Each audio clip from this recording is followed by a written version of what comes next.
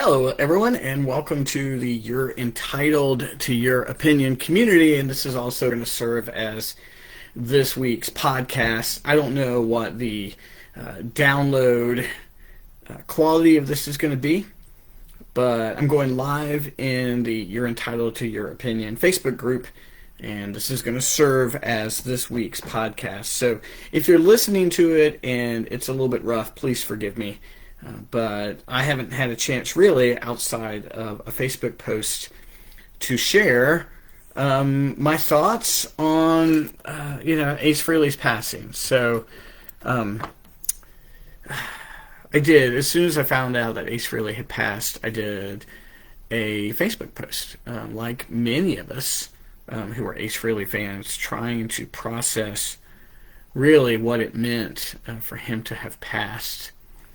And like many of us, probably even in this community, I watched the Shout It Out Loud cast, the Shout It Out Loud cast live stream. And Tom and Zeus, I really appreciate you guys doing that. I appreciate you giving space for everyone to comment and say what they felt like they needed to say. It was raw and it was honest, and I appreciate that. It gave me a place to just kind of be with people who cared. When Ace Frehley passed, I sent a message to my family. I'm married and I have 3 daughters, and I got a chance to take all of them to see Kiss in Virginia Beach on their End of the Road tour. Actually got a good set list. I know not everybody likes Crazy Nights, but they did Crazy Nights. They mixed up the set list just a little bit. So it was. I was really thankful that we got to do that. Kiss has been foundational since my entire childhood. I got Kiss Destroyer when I was in kindergarten. And my parents thought it was a comic book. They gave me a Spider-Man album that you could listen to, read the comic book, and Kiss Destroyer. So it's funny, my very religious parents kind of blamed them for Kiss. And my Kiss fandom just took off. As a child, I had Kiss Destroyer, Love Gun, and Rock and Roll Over albums. I had an 8-track of Dress to Kill and a reel-to-reel of Hotter Than Hell. And then, when Ace Frehley's album came out, I had his solo album and I had Peter Criss's solo album, which at that time I did not appreciate. And I wore Ace Frehley's album out. I mean, we listened to it on continuous repeat. I mean, Destroyer and Ace Frehley's album, Alive 2. Shoot, we got the Alive 2 album. We just stared at that gatefold forever. And Ace Frehley was an inspiration for me as a guitar player. I am in a rhythm guitar player, primarily an acoustic guitar player. I didn't ever aspire to be a soloist. Steve, thanks. But he definitely inspired me as a guitar player. He inspired me as a marketer. I own a marketing agency, and what Kiss did taught me so much. And then in 2023, I got a chance to meet him. Ace was in Hopewell, Virginia, and I have a friend who knows Ace and knows Ace's manager, and that friend doesn't want me to ever mention his name. And I texted him. I said, "Hey man, I'm sorry. This is the favor. I'm calling in. Steve, I really appreciate your comment. Rest in peace, Spaceman." I called this friend who's a musician who knows Ace and his manager. His manager's a top-notch guy. And I was like, "I need the backstage pass, man. I'll pay for the ticket. Can you hook me up?" And he got me backstage passes and went to the show. And then I went back and I stood in line like everybody else. And I believe Ace's manager's name is John. And his manager came out and found me. He goes, "Hey man, Gordon, come here. We've been looking for you." Like I really was a VIP. And I got to skip the whole line.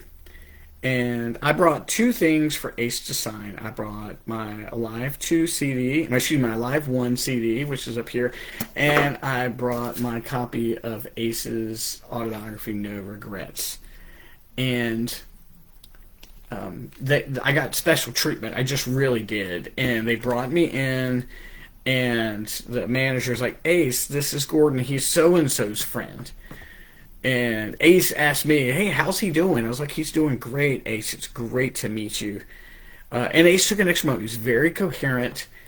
And he said, Gordon, where are you from? I said, I'm from North Carolina. And I can't do an impersonation of Ace, but he's like, really? My mom's from North Carolina. It was really sweet. We had like a moment to talk.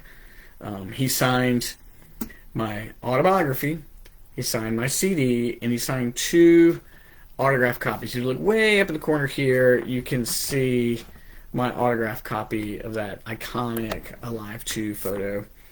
And he just gave me extra time. He really did. It meant a lot. He was very coherent. It was a fun show. They had a really good set list. If you ever look up the 2023 Hopewell, Virginia show, I mean, he played a bunch of solo stuff.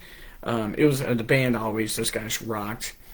And it was just moment. I mean, it was this moment. I mean, I had seen every original member of Kiss, but I had never seen Ace in concert.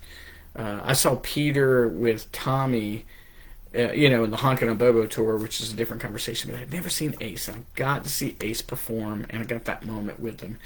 And it was impactful. I mean, he was my hero. I mean, I told him, I was like, Ace, thank you.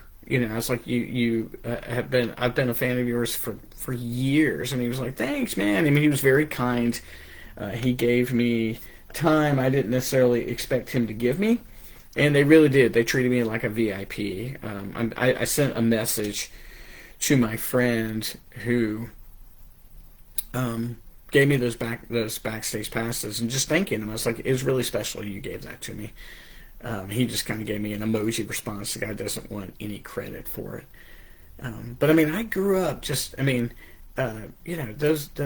albums, those first six albums of Kiss, those two Alive albums. I mean, they shaped my future. I mean, they did. They shaped my childhood. But I mean, I'm just so impacted by them. And even when Kiss did the I Was Made for Loving You, and we had the 45, I mean, I still dug it, and Ace was the deal. And so, as I transitioned into my teenage years, I mean, that's 83, and Ace was gone from the band. And I had checked out The Elder, and, Ace is on the cover of Creatures and Ivy. He doesn't play on it. I mean, I stayed with Kiss, man, Lick It Up and Animalize. I just continued on. But when Ace put out his first solo album with Rock Soldiers, my brother and I loved that album. I mean, we really did. I remember in 86 or 87, we were driving to go see Stryper. There's a blast of Stryper and Hurricane. Hurricane was opening up for him. And we jammed Rock Soldiers the whole way through. And that first Ace Frehley's Comments, that was a great album. It really was. And unpopular opinion, I really love 10,000 Volts. The last album he did with Steve Brown. I jammed that album out right now. I really do love it. It showed, I mean, Ace needed a producer later on in his career. Steve Brown was the right guy. And I really hope, I know that Ace talked about doing another Origins album. I really hope there's some things lying around that haven't been released yet that we get to enjoy. But Ace was just part of my childhood. I mean, he was so cool. I mean, I loved Paul Stanley, and Gene Simmons was the Demon, and Peter Criss. I loved them all. But Ace was just cool. That was the thing about him. He was like otherworldly. He said he was an alien, and he came from Jindal. And I know that the You're Entitled to Your Opinion Facebook group really talks more about movies and books and genre stuff. But, I mean, Kiss and Ace Frehley were everything for me. I mean, to this day, as an adult, I'm 54 years old. I'm getting ready to be 55. And people, even in the business community, I'm a marketing agency owner, they still know that Kiss is my favorite band.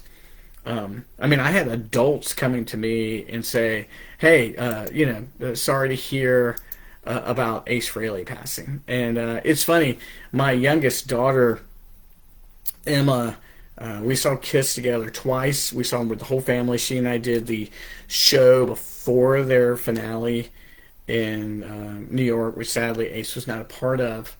And she's going with me to see Yngwie and a bunch of other people. she mentioned the passing of Ace Frehley in college, and people just didn't know who he was. But he was just a hero. He had a hard life, a lot of drugs, a lot of alcohol, put out some bad music at times. But what he did, he influenced so many guitar players.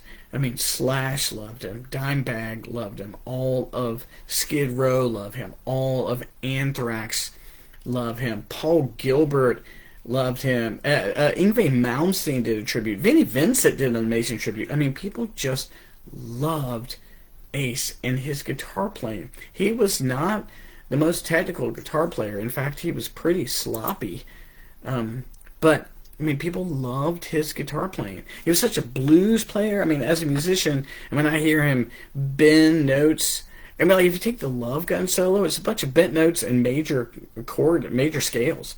Like, there's nothing groundbreaking in it except it fit the song. He always played the notes that fit the song. There's such incredible solos. Like, you could hum his solos, you knew them. The only time I ever remember him shredding was like Dark Light off the Elder, which is still good. And you know what? When he did the Dynasty and Unmasked album, we started getting like 3 songs per album from Ace. I love Talk to Me and Hard Times and Torpedo Girl. It's just, I'm going to gush. And so this has really been the first opportunity I've had to share my feelings outside of a single podcast. So I know in the community here, in the You're Entitled to Your Opinion community, we got a lot of Kiss fans because Tom and others from the Shout Out Loudcast came over. So I know we're all hurting. We're all missing Ace. I'm hoping 2 things. I'm not hopeful, but I'm hoping 2 things.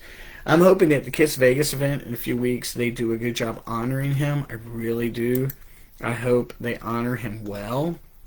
And then at the Kennedy Honors, which sadly Ace is not going to be a part of in December, excuse me, I really hope that he's honored well there. I hope Paul and Gene and Ace honor him. I hope egos are in check.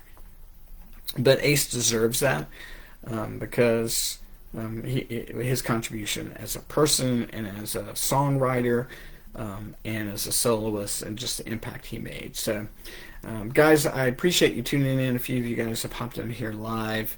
Again, this is part of the You're Entitled to Your Opinion podcast. Forgive me if the quality is not as good as it typically is, but I just didn't think I could do this tribute twice. So if you want to check this out, this is in the You're Entitled to Your Opinion Facebook group, which is typically based upon genre, movies, books, and that kind of thing, TV shows. We talk about a lot of horror, action. We don't really talk about stuff down the mainstream. And despite the fact that Kiss is a monster, huge band, they're not mainstream, never have been, even though they were super popular.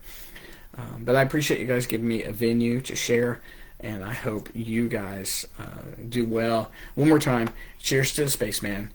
Cheers, guys. I hope you do well. Thanks so much.